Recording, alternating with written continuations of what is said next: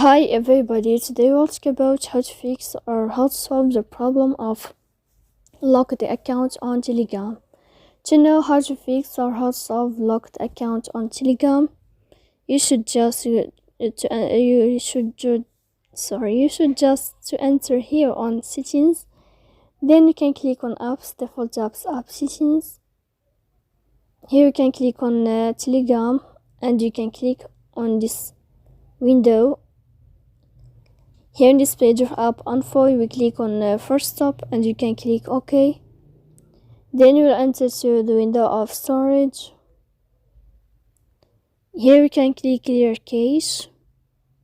In the end, you can turn on your airplane mode and you can wait a moment to turn off your airplane mode again. So please don't forget to support us by like and subscribe. See you next time in another video.